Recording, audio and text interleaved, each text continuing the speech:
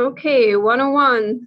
I'm going to start with some housekeeping items. Thanks everyone for being here today, joining me on this webinar talking about rotational no-till.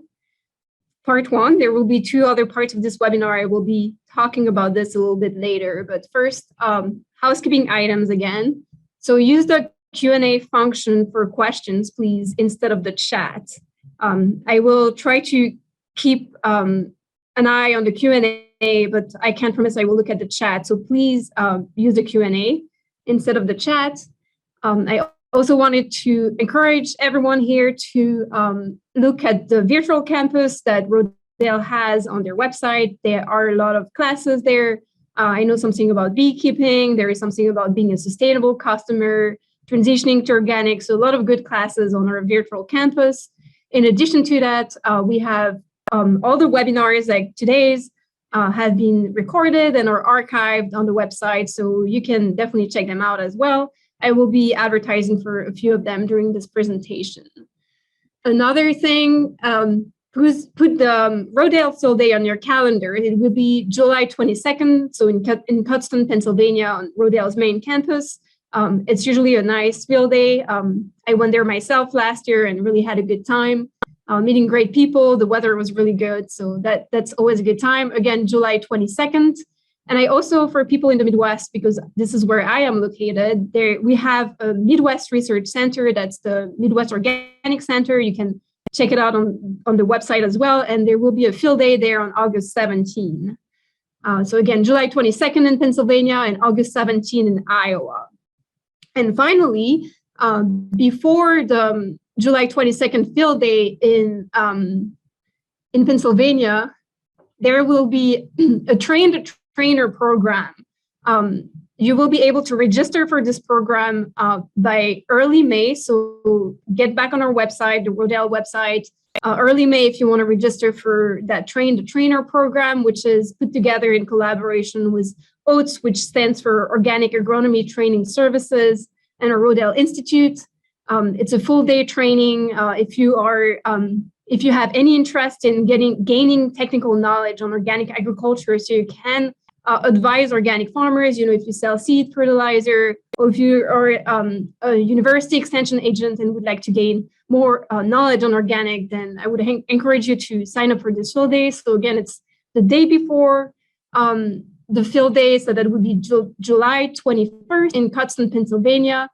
There is a 45-day fee for that event, and if you pay for that, you get the Rodale Field Day for free.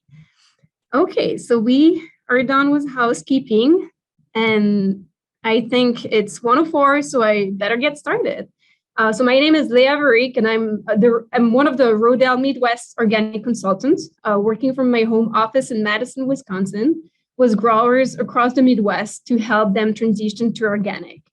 Prior to this, I worked for Dr. Erin Silva at the University of Wisconsin-Madison. As a research scientist with Dr. Silva, I oversaw all her research in organic systems with a strong emphasis on organic no-till or reducing tillage in organic systems, organic no-till soybeans, organic no-till corn, which I will talk a lot about today. We did a bunch of research on hemp and small grains as well. So this is what I did for 5 years prior to joining Rodale. As consultants, again, we help farmers transition to organic agriculture all across the country. We have consultants located in several states now, including Pennsylvania, New York, Georgia, New Mexico, Wisconsin, Minnesota, and California. So if you know someone, or if you yourself want to transition to organic, feel free to give me a call or give us a call at consulting@rodeleinstitute.org, or you can see my email address and my phone number here. Text, call, email at any time if you need any support with transition to organic. Okay, so going into today's presentation about rotational tillage and reducing tillage in organic rotations, I wanted to start a presentation talking a little bit about tillage and why we would want to till or what we wouldn't want to till. First, I will have this presentation will be cut in a few segments, and I will try and take questions or check the Q&A at the end of each segment. So we can, cover any question as we go and kind of reorient the presentation depending on people's interest. So again, why tillage? There are very many important reasons why we would want to till our fields. So nutrient cycling is one of them. We know that by working in manure, the nutrients will be more available. There is a higher risk of losing those nutrients if the manure is not worked within a few hours or at least a day after application. Same for green manures, cover crop that we grow for nutrient cycling. If we integrate them into the soil, they will have better contact with the soil microorganism and other elements that are in the soil and help those green manures decompose. Weed control is another very big point, very important things that we need tillage to control weeds, also improves crop emergence. Why would we not want to till? There are definitely a lot of reasons why we wouldn't want to till. So not tilling can help keep the soil in place, reduce soil erosion. It can also help increase carbon sequestration. We know that by tilling, we can release carbon from the soil when that soil is exposed to air. We can also improve soil health and soil structure by reducing tillage. And more practically on the farm, it will absolutely reduce labor and fuel not to have to till the fields. So I've been giving that presentation a few times, and I've asked people, I've been giving it in person, and I've asked people if they had anything to ask to it. And compaction is something that was brought up, and I kept it at the bottom here with a question mark because it can go in both categories, both why to till. So tilling can alleviate deep compaction, but also why to not till, because tillage can also create compaction, like if we think about the plow pan or things like this. So good reasons on both sides. I want to go over why the real impact of tillage with a few publications here that I want to share.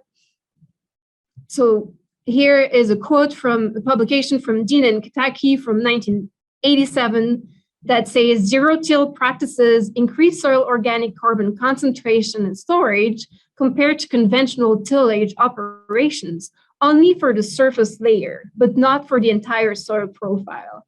I think this is something that we have seen a lot, and a lot of studies on soil organic carbon concentration and carbon sequestration have been focusing, unfortunately, on this top layer of the soil, so like 0 to 6, 0 to 12 inches. But the dynamics that are happening deeper than that are very important and are much less understood. So things that we don't know exactly whether tillage has an impact on or not. Another quote here that's a little longer. The study demonstrated that reduced tillage in organic farming decreased sediment delivery compared to intensively tilled organic plots by 61%. So yes, reducing tillage will reduce sediment delivery, which is a measure of erosion. But nevertheless, the combination of conventional farming and no tillage showed the lowest sediment delivery. So here we see that no-till compared to reduced till, no-till conventional compared to reduced till organic. The no-till conventional has less erosion than this reduced till organic, but intensively tilled conventional plots reveal the highest delivery of sediment. So that's really high. We see a 3.4 ton per hectare per hour. If we compare to the average organic and the average conventional here, and what we're seeing, we see that by farming organically, we can reduce our erosion because of the way farming is done in organic, even without having to totally eliminate tillage. There is a lot of more of green manure and animal manure that comes in an organic system. Crop diversification, cover cropping are more encouraged and needed in an organic system, and that will make the soil more stable and help make the system more resilient.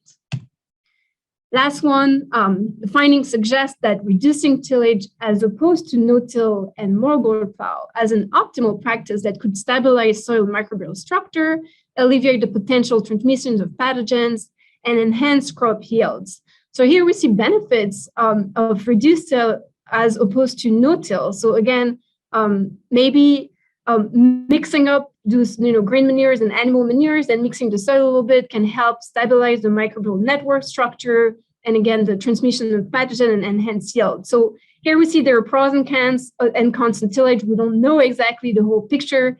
So I just here wanted to kind of not have that presentation be a total demonization of tillage, because I do not think that tillage is the worst thing we could do. I think it's something we should do with moderation, and I will touch on that a little bit again after.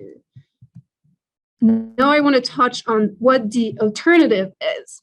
So to me, the alternative to tillage in many ways, because we use tillage for weed control quite a lot, is herbicides. So if we look into what herbicides can have as an impact on our systems, here is a study that came out recently by Gunstone and al. In 2021. They have in the introduction a statement saying that soils contain an abundance of biologically diverse organisms that perform many important functions, such as nutrient cycling, soil structure maintenance, carbon transformation, and the regulation of pests and diseases. So a lot of the things that we actually mentioned in why would we not want to till are actually mentioned here. And this is work that does the soil biology can do for us.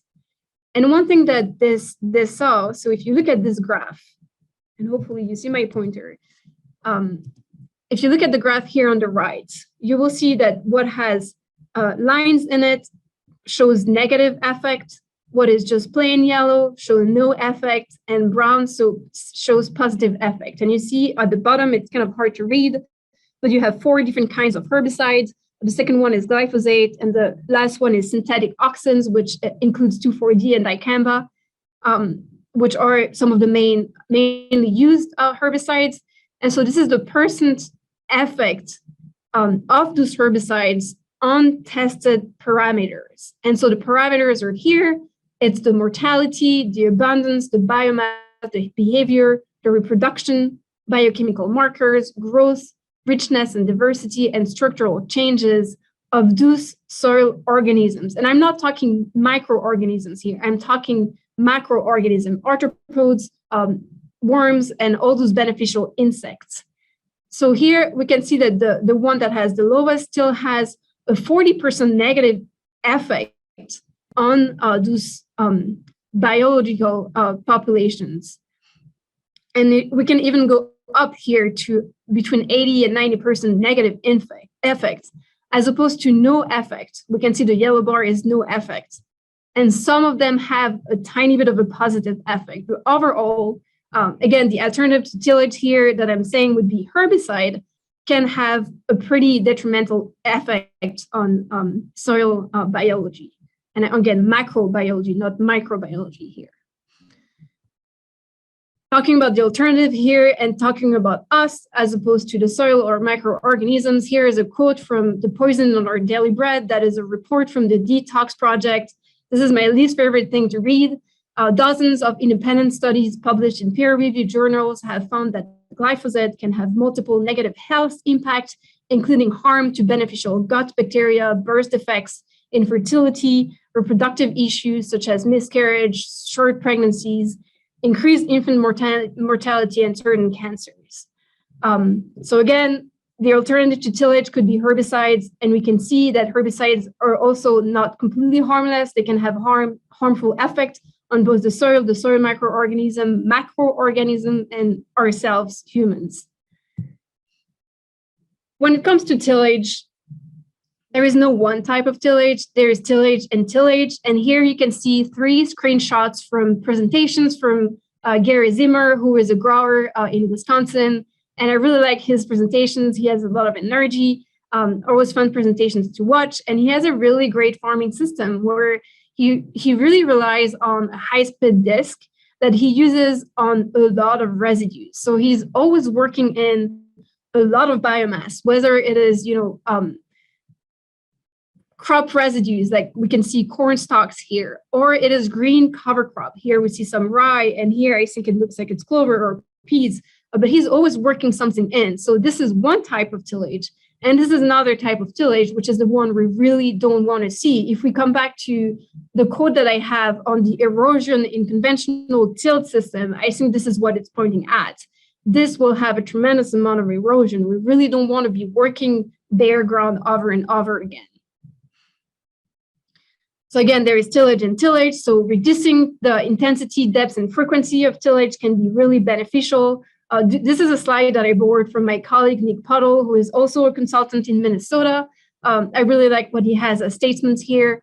Tilling was a purpose, so no recreational tillage. I think it's kind of a funny sentence. So really not doing that, doing a good job at it so you don't have to be doing it again. Don't work the soil when it's too wet, because that's also going to result, first of all, in compaction, but also harming the soil structure and also having to till again. And allow the soil to rest and regenerate with periods of 1 year or more without tillage. And I think that's where the organic no-till soybean system really fits in, because with that system, we're not tilling for at least 12 months, which is really great.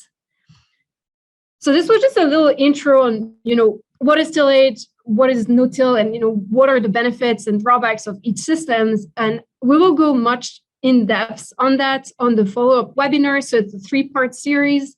The second part is going to be on April 20th, and that's where we're going to answer all the questions that have not been answered today and really dig deep into, the bigger picture of the impact on tillage or no-till on soil, the people, and the crops. And finally, we will wrap up the 3-part webinar series with farmer panel with farmers' perspective on rotational no-till.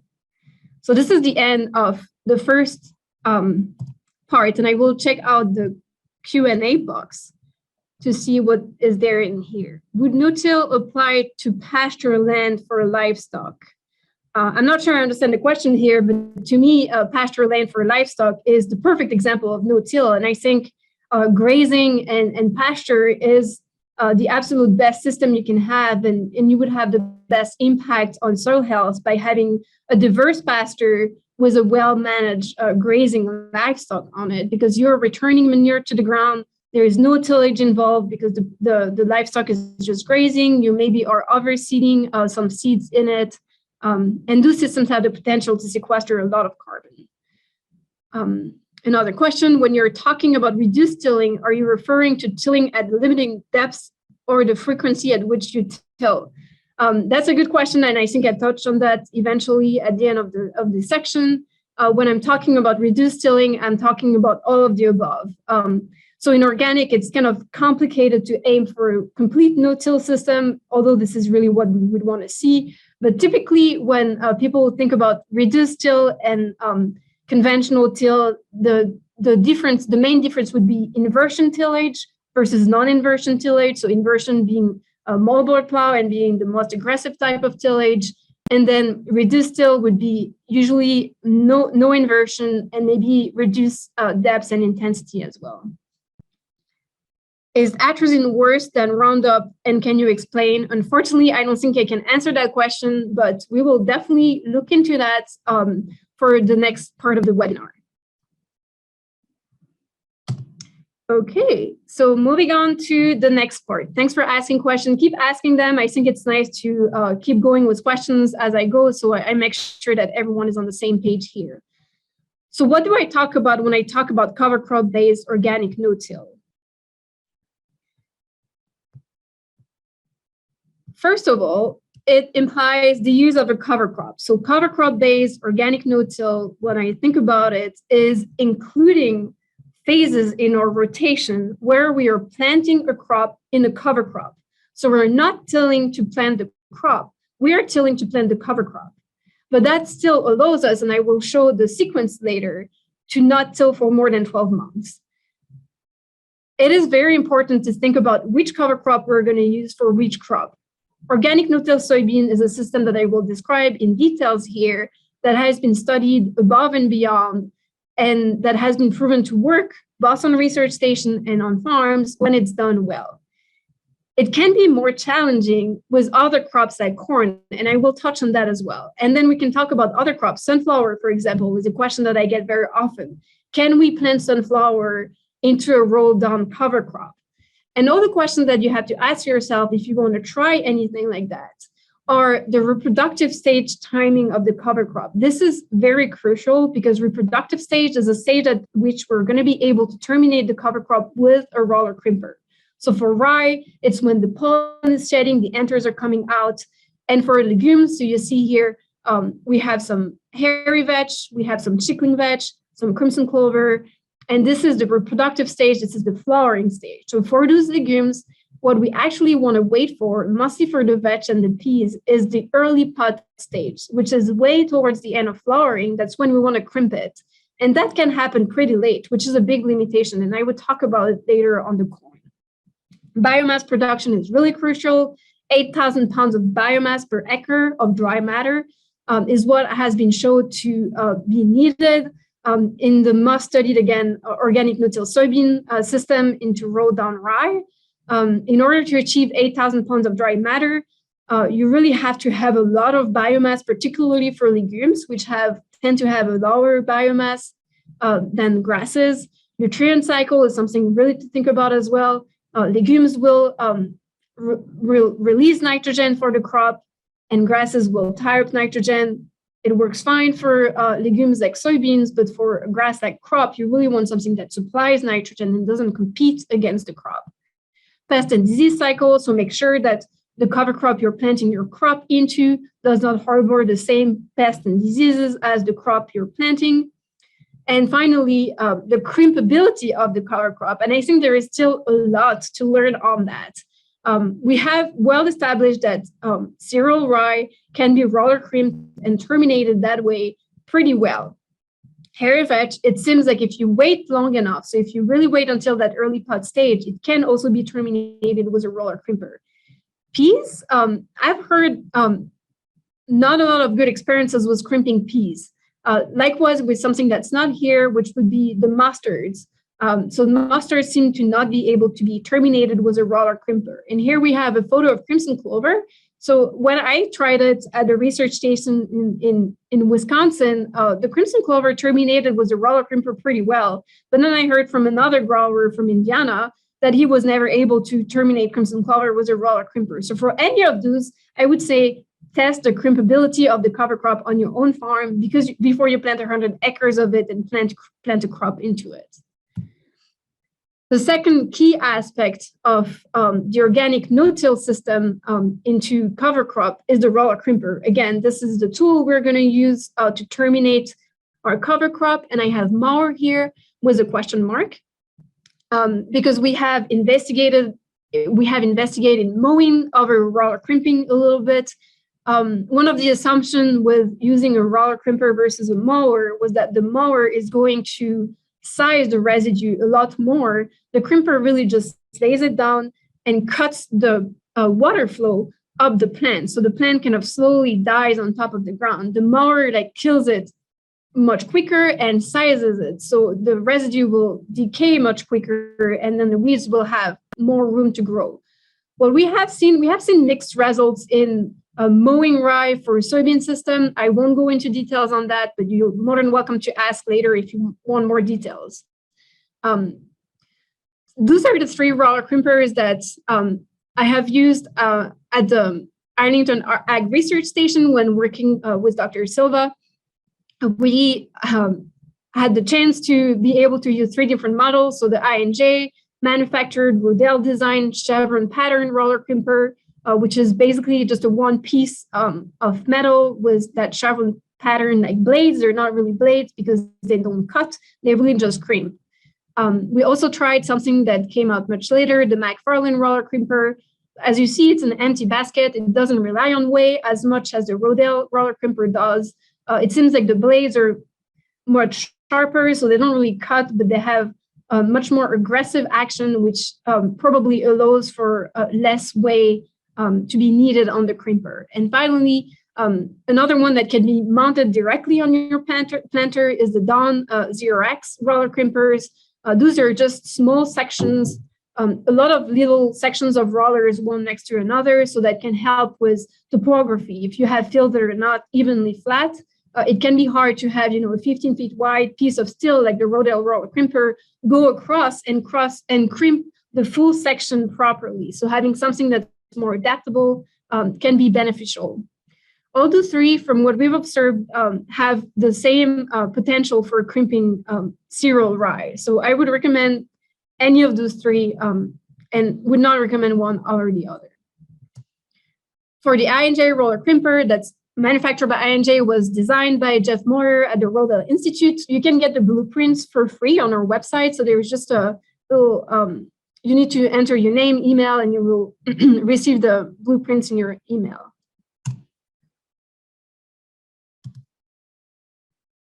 So this is the end of this intro to no-till section and checking the question. I only see one comment in the chat. FYI, we have crimped winter peas with cereal rye in a strip till scenario. Okay, that's great to hear. I would love to hear more about that. If you want to shoot me an email, I would really appreciate to have a conversation. I love learning from growers because the more I hear, the more I know. So going deeper into the organic no-till soybean system, I wanted to tell you where the research station is located. So all the research that I will be presenting here is research that I conducted when I was working for Dr. Erin Silva at the University of Wisconsin-Madison. And so that was all conducted at the Arlington Agricultural Research Station, which is here at the end of the arrow. And as you can see, it is in a zone 5A in terms of plant hardiness zone, which is important to keep in mind. If you have seen the work from Rodale, you can see that Cudston, which is here, somewhere here in Pennsylvania, is in a much warmer plant hardiness zone. So we have very distinct climates, and this is why some of the things apply for Wisconsin don't apply for Pennsylvania or any other states. The timeline for the organic no-till soybean system is pretty straightforward. You only see 4 items here on your to-do list if you wanted to try and adopt that practice. So one of the most important one here is rye planting, and I will go over and over and repeat myself on that. You can never plant, maybe I shouldn't say it that way, but you really have to plant your rye early. By October 1st in Wisconsin, and actually I would say across the Midwest, probably across the Northeast, I would not recommend going beyond October 1st, particularly if it's your first time trying it. You really want to have all the chances on your end. And remember that the rye is your entire weed control. There is nothing else you will need to do if you really bet everything on the rye. So treat it well. I will go over what it means to treat it well. But first of all, plant it in that window, September 15, October 1st. Let it grow over winter. Mid-March rye stand assessment is something that I've been promoting quite a lot lately. I like to, for the growers I work with, I like to come and visit and check out the fields. I will show you some photos for what we're looking for here. I think it is the best stage to assess the rye because at this point you really see, how many plants are there? Is there any weed existing? How many tillers per plant? Is it an even stand? Is there gaps everywhere? Or is it like rye everywhere? So you will see some photos, and I feel like beyond that part, any stand of rye will look good. It does seem to look like there is a lot of biomass at any point, but really when it's very little is when you will know if there will be enough biomass for sure when you crimp it. So again, 8,000 pounds of dry matter per acre is what we're looking for, but I know it's really complicated to measure that on the farm. So I feel my best proxy for estimating biomass is looking at the stand mid-March. After that, you want to wait for enthesis. As you can see a photo here, the little anthers hanging off of the heads. That happens in Wisconsin in that zone 5B around May 30 to June 5th. That's when the rye will crimp the best. And nothing has to happen during the summer unless there is a weed outbreak, and we can talk about plan B, C, D. If there is enough biomass in general, there won't be too many weeds, but we can talk about, again, the later plans. And then harvest mid to late October. Again, I cannot repeat that enough. You need to have enough rye biomass.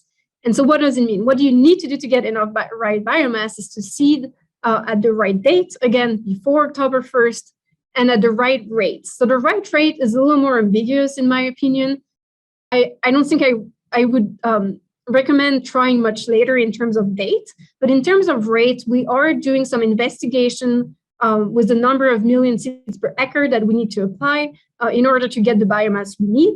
As we know, rye can tiller quite a lot. So we know that there is that capacity and flexibility with the tillering. If it's planted early enough, the rye will tiller. So maybe we can go a little bit lower on the seeding rate. 3 million seeds per acre is what we have been recommending for a while, or 3 bushel, which is somewhat equivalent. I prefer to translate 3 bushel through a number of seeds per acre because it's more precise. So 3 bushel or 3 million seeds per acre is between 140 to 220 pounds per acre, depending on the seed count of your rye. It's usually easy to get the seed count from your seed dealer. If you're saving your own seed, you can do quick seed counts for yourself. So you count 100 seeds, maybe 5 times, and then you do an average of that and get your seed count there. So again, 2 to 3 million is what I would recommend, particularly if you're starting. Then if you want to do some trials on your farm, you're more than welcome to lower the seeding rate and see how much biomass you get from that. Fertility is the other very important point. Any nitrogen deficiency will result in poor tillering, which will result in poor biomass. You really want that rye to get established, get going in the fall, and tiller quite a bunch, so you have that good established rye in March when you're scouting out. Seedbed preparation is also going to be important. I know we're talking about no-till here, but remember the crop is no-tilled into the cover crop. The cover crop is tilled. It's better to have a good seedbed, prepare it. I'm not saying again, till bare ground over and over again, but have a good seedbed, have enough fertility, and drill your rye if possible. Broadcast and shallow incorporation with something like a vertical tillage tool is also a really good way to establish a rye stand. Here are some photos of, this is like that March window assessment of the rye. So those were taken last March in northwestern Illinois. So you can see, and I don't have exactly what was the practice for those different fields, but the farmers had different practices, different fertility. Here you can see that this field was not worked as much as this one. As you can see that the corn residues are still on top of the ground. There were also some different dates. So again, different fertility, different way of working the field, and different seeding dates, and this is what it resulted in. So we had a good panel of different stands here. So 1, to me, is a complete no-go. There is absolutely not enough rye. We can see that all those little plants, it's hard to see on the photo, but all those little plants have 1 tiller per plant. I think that was planted too late. That was just not worked properly. Number 2, we can see that there is a little bit more rye here, quite a lot more rye actually. I don't like that it's kind of patchy in some areas. If we just had, a photo of this little corner here, we would have something that's much closer to number 1. So number 2, particularly if it's your first year, I would not recommend going with it. Number 3 and 4, absolutely comfortable saying like, yes, this is going to be enough biomass to go ahead with organic no-till soybeans. Here, I wanted to show the importance of planting early. So this was at the Arlington Agricultural Research Station in Wisconsin. We planted triticale and rye at different dates. So September 15th and October 2nd. And again, I say like, do not plant past October 1st. This is not a good stand. I would not be comfortable with this because there are discontinuities in the rows. Because the plants are small, I don't know how many tillers there are here, but we can see that they're not bushy, so there are probably not a lot of tillers per plant. I would like to see at least 3 tillers per plant on average at that March date when we're scouting the fields to make decisions. The rye here looks a little better, so rye over winter is better than triticale, which makes it a better candidate for our more higher latitudes.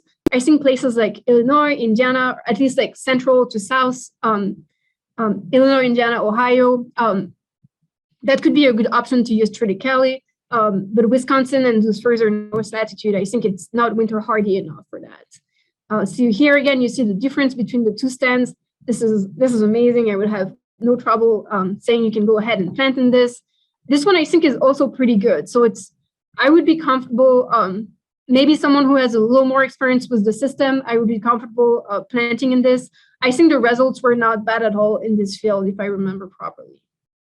And again, I'm judging here and I'm making statements. It's really hard to this is a really easy decision here. This is not an easy decision. I think this is an easy decision that it doesn't look like it's enough. So there is not like an exact science behind that, but I think we can still get a good assessment at that time. And again, we have a lot of other options to us when we assess in March. If you want to share some photos with me, please send a complete overhead photo. So you really hold your phone completely face down, looking straight downward so we can see the stand like these. Those are photos of the same field taken the same day. And I think I would have a very different opinion seeing this compared to seeing this. We can see a lot better when we have an overhead photo like this. So this is how to get good rye biomass. Now, how to terminate that rye in a right way. So adequate termination is 99% timing, in my opinion. I added here avoid variety non-stated or VNS. The issue with VNS is that you can have different cultivars of rye within the same bag. And so that means that because these different cultivars don't have exactly the same anthesis date, they will reach anthesis at all different times. And termination will just not be ideal because not everything will be at full anthesis at the same time. So full anthesis, 100% anthesis is the stage at which I would recommend crimping. Anything earlier than that there is a risk of not properly crimping. And so if it's not completely crimped, I think, in my opinion, the bigger threat here is that it keeps competing with the soybeans for water and nutrients. If you're worried about seed production of the rye, I think crimping time will not have a big impact. From what I've seen, there will be viable rye seed produced no matter what. So you just have to plan your system around it, and we will talk about rotation in the last part of this presentation. So timing, wait until 100% anthesis. So anthesis starts in the center of the head, goes up and down at the same time. So that means the anthers and the pollen start to be released from the center, and then they get released, from further up and further down again at the same time. When there is wind, rain that blows the anthers and the pollen away, the best way to know if the anthers are gone is to open the heads on the top and the bottom. If you open the head and there is no anthers, it means they're gone. If they're still here, it means they're not released yet. So it means it's not the end of anthesis. If you go and scout your field, open a few heads at the top and the bottom, there is no anthers in there, you're good to go. So once that rye, or I guess once you've decided that this is the right time to terminate the rye, then you have to go ahead and plant your soybeans. We have been using 225,000 seeds per acre, again at UW-Madison for many years, but recently, and I will talk a little bit about this project, we have been comparing 180,000 seeds to 225,000 seeds per acre, and we saw a difference in stand, but there was no difference in yield. So it's really encouraging and shows that perhaps we can not only reduce our rye rate, as I already mentioned before, but we can perhaps reduce our soybean seeding rate. Again, if it's your first time, if you're not sure your planter is quite going to make it through the rye mat, then push a little bit higher and go 225,000 seeds. I don't think there is a depth that I would recommend in particular, but really planting in moisture, I think this is common sense.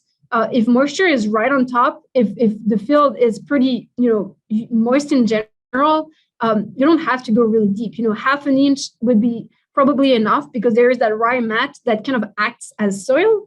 And the soybean, the quicker it gets out of the ground, the quicker out of the rye, and the quicker it sees the light. So you don't have to go really deep if the moisture is right on top. If there is no moisture, either wait for a rain or go deeper. Varieties, I don't think there is any, to my knowledge, there is no research that has been really comparing different varieties and how they perform in the system. What we have been doing, again, at UW-Madison is using something that's a little lower in maturity range than what is recommended in the area. I think we are in a 2.0 recommended area, and we use the 1.7. We've been really lucky with that specific 1.7 variety, and it's worked really well for us. Planter setup. So I can touch a little bit on this now. So this is a team at UW-Madison that was working on a conservation innovation grant for 3 years. I think they have another 4-year extension this year. They've been working in collaboration with Iowa State University and the Rodale Institute. And so Brian Luck was the main PI on the grant. He's associate professor and extension specialist at UW-Madison. Jessica Drury, who is an assistant faculty in biosystem engineering as well. So the two of them were the engineers in the team, bringing all the good equipment to the system. And then Erin Silva, who is also associate professor at UW-Madison, was also on that grant and was my boss at the time. So what we looked at in terms of planter setup for the soybean system, we had different closing wheels and different down pressures and different coulters. I won't go too deep into that because we haven't actually seen difference in yield. It was all those different tools that we compared in the field. There were differences then sometimes, but that never resulted in a difference in yield on average across different locations. So I would say what I would recommend for a planter setup is down pressure and weight. So you want to make sure that this balance between the down pressure, whether it's your loaded spring or your hydraulic down pressure, you want to make sure that the planter is pushing, but that there is enough weight on the planter so it stays down and it pushes in the ground instead of pushing the planter up. So that's the main recommendation I would give. Make sure there is a good balance here, that you can get your seed down in the mat and in the ground. Have a plan B, C, D, very important. So again, this is why we want to assess that in March, in addition to the fact that rye will look good after, even if there is not enough biomass. In March, you still have very many options. So you have the option to do a plow down or harvest it for ryeage and then till the ground. If you were to do a plow down or ryeage, I would recommend going with the rye 12 to 15 inches. Beyond that point, it would have sequestered a lot of nutrients. It will have a high C/N ratio. If you want to plow it down, that's going to be even a bigger issue. If you want to do it for ryeage, you can do a little later, but I think for cattle feed, boot stage is kind of the latest time you want to harvest it anyway. So if you go ahead, but there is not quite enough biomass and you have some weed going through, the high residue cultivator can do an excellent job at killing some of the weeds between the rows, obviously. Here is a photo. We were on a farm that had a lot of Canada thistle pressure. I would never recommend going in an organic no-till system where there is perennial weeds that are established. The mat, no matter what the mat is, no matter how much biomass of mat there is, the perennial weeds will push through it. So quackgrass, Canada thistle, if there is a field with a high infestation of those, this is not a good candidate for an organic no-till system.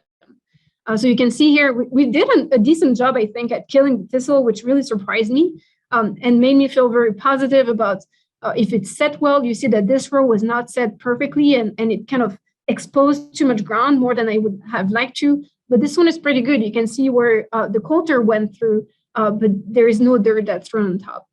And lately, the last tool that has been introduced is the weed zapper.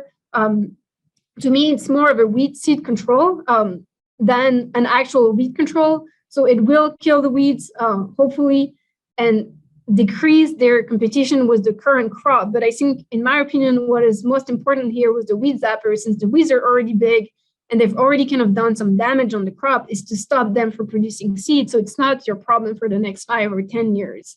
We know that weed can stay quite a long time in the seed bank, and in an organic system, it's as important to control that as it is to control the weed this year. A few photos here. Here taken on July 6th.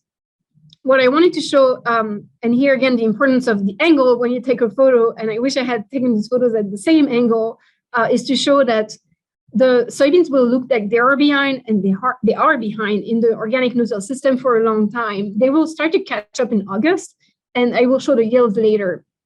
But if they look like they're not making it through, they're getting really slow, it's normal. This is a week later. Actually, you can see the number of trifoliates that the no-till soybeans has put out, 1, 2, 3.5. And this one that's in till ground, it's already 1, 2, 3, 4, 5, 6, 7, 7.5 to 8. So there is quite a lot more leaves, quite a lot more biomass production already in the tilled system compared to the no-till system. So what does it mean in terms of yield here? again, same research location that I'm sharing the yields of here. We have tilled plant early compared to plant late. Here, the no-till system was a planter, no-till system was a drill. Early, it's planted at boot stage, which is May 15th to May 20th, and then it's crimped later. Late, it's planted at crimping at anthesis, which is between May 30th and June 5th. Plant on 30-inch rows, or I put feet instead of inches here. Drill at 7.5-inch row spacing.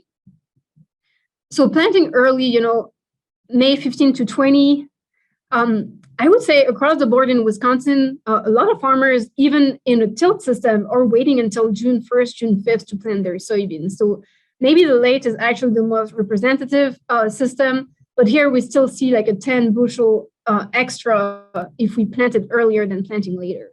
Now, if we compare, so the best systems in organic no-till is planting late at anthesis. That's what has been performing the best for us, except for 1 year in 2020. So here, if we compare this 43 to the soybean here, 46, so we have a 3 bushel difference. Here we have a 4 bushel difference. Here, I think is the worst year. We have a 10 bushel difference, or a little less if we compare to the plant late. And here, if we compare to the plant early, we have a 14 bushel, but again, 10 here. So, across the board, depending on the systems, it's kind of hard to compare because we have this plant early and plant late, and who knows when the farmers would have planted their system. But I just wanted to be very transparent and showing the yields. I would say they're maybe on average here, we can say like a 10% lower yield on average, but if it's well managed, you can definitely meet the same yields, not all the time, but some of the time, and be a little under some of the time. So here I just wanted to show yields with drilling. So if we compare drilling early versus planting early, we have the same yield. So that's really promising. It shows that you can actually drill the soybeans instead of planting them. I don't think it offers like a big advantage. We can see that the yields are the same. So if you have a planter, I would recommend planting them just because you have the option of coming with a high residue cultivator after. Not because it's necessarily better. I don't think one or the other is better. Just we have 2 years of data, that's it. But yeah, I wouldn't say one or the other is better, but just again, because you can come back with plan B easier when you plant it, I would still recommend that.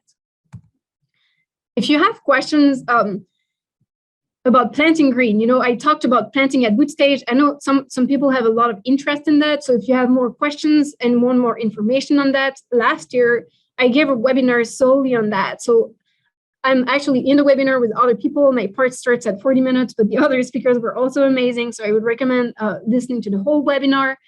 This is in Rodale's archived webinar. If you have any question, want to submit your Rye photos to me, I'm more than happy to take a look, to answer quick questions. Feel free to give me a call or shoot me an email. One thing that I would recommend looking at if you're really interested in organic no-till soybean is the organic no-till planted soybean production that's been put together by Cornell University. It's really thorough and really beautiful, actually. And it's available here on the New York Soil House website. So I don't know if this, well, I guess if you see the recording of the webinar, you can grab the link. But if you Google organic no-till planted soybean, Cornell, New York, you will find it pretty easily. Okay, taking the last questions that came through. What roller crimper do you recommend for farmers growing on 30-inch permanent beds? So I am not familiar with vegetable systems, unfortunately, but my colleague Sam Milria, who will be giving the webinar, the part 2 of this series with me and the part 3 as well, will probably be able to have some insights on that, but feel free to shoot us an email. And we have a team of 12 consultants now that have different skill sets, and definitely people are better than me at vegetable production. Again, another question about vegetable here that I'm sorry I cannot answer. What are rye pounds per acre for cover crop that is typically used when ordering? Pound per acre typically used when ordering. I'm not sure I understand this question. If you want to re-ask the question. So maybe you're asking for the seed count that's used when ordering. Rye is bought in 50 pounds bag, and really the seed count can be all over the place. So it's something that you should definitely ask your seed dealer. Should growers be concerned with timing of interseeding drilling into a terminated rye due to allopathic quality of ryegrass. So I just want to correct something here. It's not ryegrass, it's cereal rye. Those are two really different things. So for example, annual ryegrass is actually a perennial grass that's really hard to get rid of. So if you are in an organic system and you want to reduce tillage, please do not plant annual ryegrass. I don't think that there has been any allopathic effect of rye shown on soybeans. I read a paper that showed that on navy beans, but it seems like soybeans are not sensitive to any of the allopathic compounds that are released by the rye at any stage of its growth. So I wouldn't be concerned about that. If your prior year was corn, would you get enough stand and biomass if you flew on cereal rye in the early fall into the standing corn? I do not have experience with it, but I do not think so. I don't think you get enough seed to soil contact. I don't think there is enough fertility there that's present. And I think that you would have issues where the corn row is, there is not rye in there. So even if you were to come back later and drill on top of that to fill the gaps, I don't think that flying in after corn is a good way to do it and have the system perform properly every year. Okay, organic no-till corn, a work in progress. As much as I feel pretty comfortable walking farmers through the organic no-till soybean system, you know, the ones that are willing to take the challenge, I'm not saying that organic no-till soybeans is easy and works every year. I've been very transparent, I think, with the yields. I think the weed control is really good. I think the yields are somewhat consistent. They can be a little lower than in a tilled system. But again, in a tilled system, if it rains all months of June and July, when are you going to do your mechanical weeding? In an organic no-till system, I think we're more resilient to both drought and rainfall. But I think it's still much easier than organic no-till corn. I wanted to share a few things that we have tried at UW-Madison. So here, our issue in Wisconsin is that shorter growing season. And because of that shorter growing season, it's hard to have a lot of cover crop over winter. So winter peas are having the hardest time overwintering for us.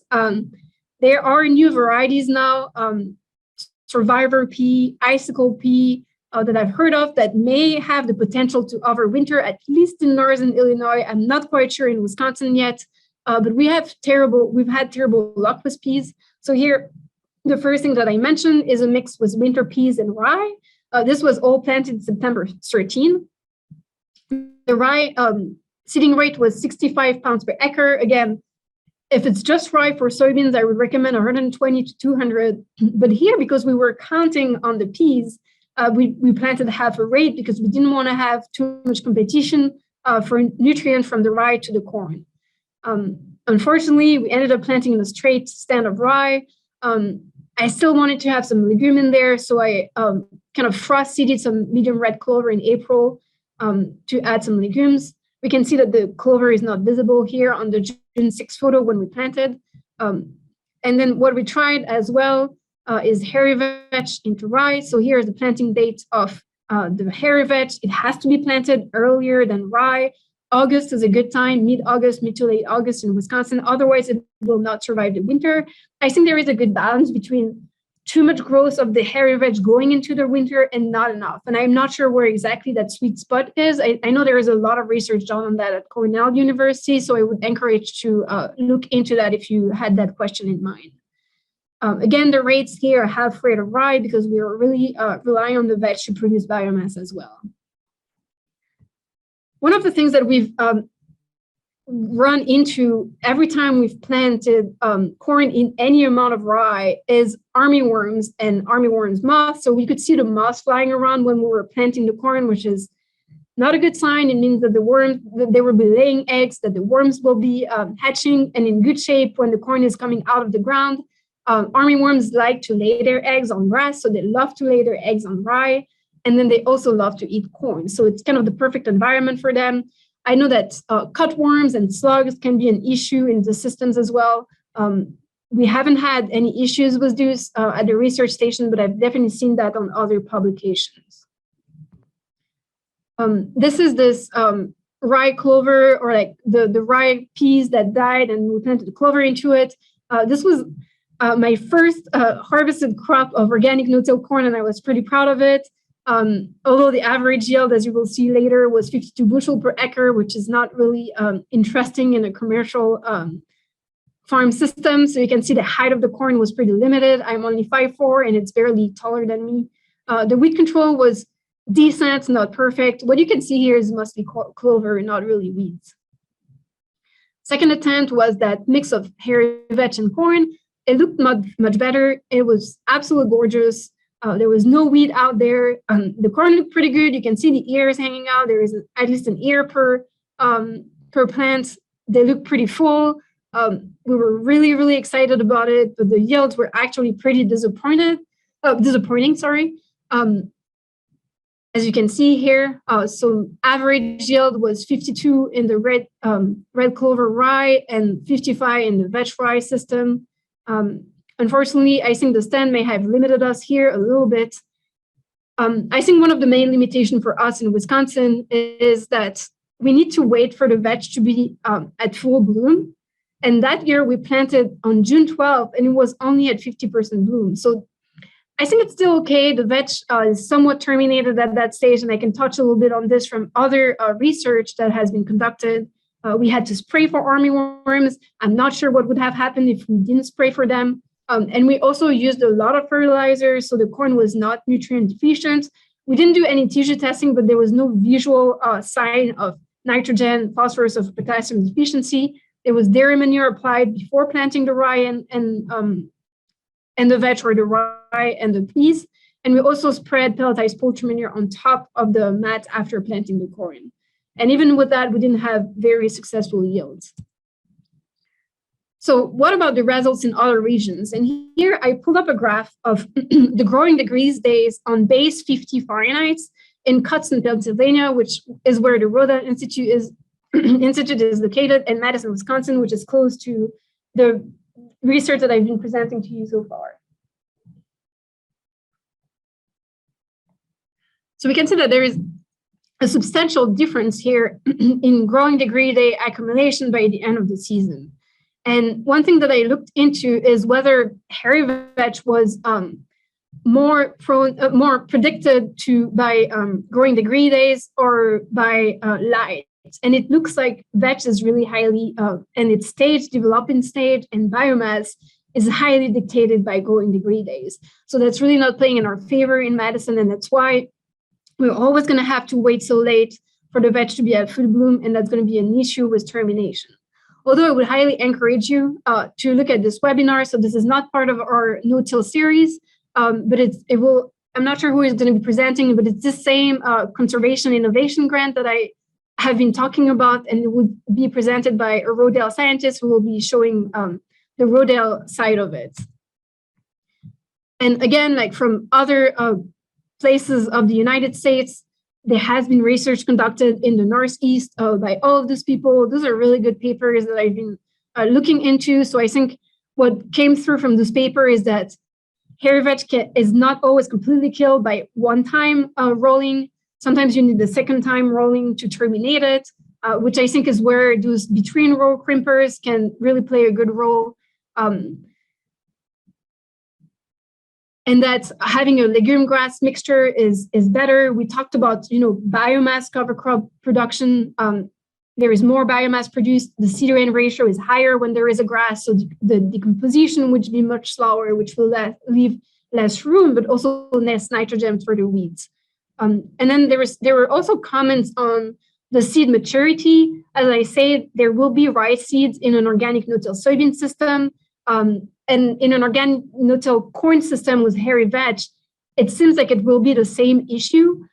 So mature seeds were produced for bust cover crop and emerge as volunteer within the cereal, rye, no-till soybean, and winter wheat phases of the rotation, regardless of termination timing. So they were comparing, full bloom, 50% bloom, termination of the hairy vetch, and no matter when you terminate it, it seems like hairy vetch will set seeds. One of the issues with hairy vetch is that it has hard seed, which means that they will not necessarily germinate the first year. They will germinate at a later point, and we don't exactly know when. And it can be a really bad issue in small grains because hairy vetch gets tangled in the small grain and kind of makes harvest pretty hard. So definitely something to keep in mind. I'm going to skip over those slides and go to the rotation part, but before, take some few questions here. It will be interesting to trial overwintering crimson clover rye in Wisconsin. I have had luck with overwintering crimson clover in northern Michigan for about 3 years now. I definitely agree with that. I really like crimson clover because it flowers really early, so it's at full bloom at the end of May. And in my experience, it is crimpable. So definitely a mix of crimson clover and rye could be a good option if you wanted to have more legume in the mix. I'm not sure that would be enough for corn, but definitely adding diversity in the soybean system. And same question, have you tried mixing cereal rye with crimson clover for the no-till corn? I only have 1 year experience with crimson clover, and it was on its own, and that was definitely not enough biomass. We also had quackgrass established in that field, which made it impossible for the corn to perform in those conditions. Another question. Do you seed your rye cover crop at an angle to your field crop passes? We drill at about 30 degree off angle to the direction of our row crop planting to cover the ground better when it's crimped, which could be a deciding factor if the early field assessment showed less than ideal stand. I don't know if that would be enough to cover the ground to go at that angle. I think there has been research done by Cornell or by USDA ARS in Beltsville on those different like planting patterns. I'm not sure that would be enough to compensate for a poor rye stand. We're already over the hour here, but I just wanted to touch on rotation before we finish the webinar here today. So there are a lot of things to consider, and I think rotation is one of the biggest limitation to organic no-till soybean adoption. As I was saying before, you really want to plant your rye for organic no-till soybeans before October 1st. Corn is definitely not harvested before October 1st in most of the Midwest or the Northeast consistently. Perhaps it is possible to harvest it moist and dry it down to plant your rye after it. But in general, I would recommend not doing corn as the preceding crop, which throws a big wrench in our corn, soybean, wheat rotations here. So again, after harvesting the corn, there is not enough time to apply some fertility because corn, again, high nitrogen user will take all the nitrogen out of the field. There will be nothing left for the rye, so it's nice to have something out there. So not enough time to harvest, put some fertility, till the field, plant the rye. By the time it's December, and I don't think you can get a good rye stand from that. Winter wheat, I would not recommend putting it as the following crop after the organic no-till soybean system. There is a high risk of rye contamination in the wheat. So if you're going to feed the wheat to animals, it's totally fine. But if you're going to sell the wheat to an elevator, you have a really high likelihood of it getting docked if there is any rye contamination in it. And then as we move things around, we have to keep in mind that it's not recommended to follow corn with winter wheat. So our corn, soybean, wheat rotation here, again, doesn't work really well because of those three factors. So in my opinion, the shortest way around introducing organic no-till soybeans in a rotation here is not to have winter wheat, but to have one of the short season crops, so peas, oats, sunflower, buckwheat, millet. Oats, it will be less of an issue than wheat because you have time to do some tillage and kill the rye in the fall and let it grow and plant it again in the spring. I'm not sure it's like the absolute ideal crop, but I think it's still a decent option if you wanted to have that 3-year rotation. But honestly, I think having like a longer rotation is beneficial for many other reasons that I think we all know here. But it will work a little better in this system. So having the soybean followed by the corn, followed by a short season crop, again, of your choosing among those or anything else. After that, you can finally have your winter wheat, have clover. What I like here is that you can have clover for a full year. So clover will grow a lot of nitrogen if you leave it for an entire year, and then you terminate it, plant the rye. The rye will take all the nitrogen up from the clover, and then kind of keep it there under the soybeans and slowly release it for the corn phase after. Obviously, this is not a 100% efficient recycling of the nitrogen, but I think it's a good way to leave this clover for a full year to reduce the manure needs in this rotation. Okay, it's 2:05, and that's kind of all I had. I think I've gone over all the questions. I'm happy to stick around for another minute if anyone had any question. But I don't see anything popping up. Just give it a second. So here is my info again.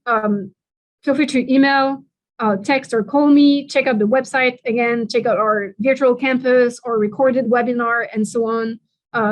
Highly encourage you to reach out if you have any question. There is so much more that I could have shared, but an hour is not enough to share everything.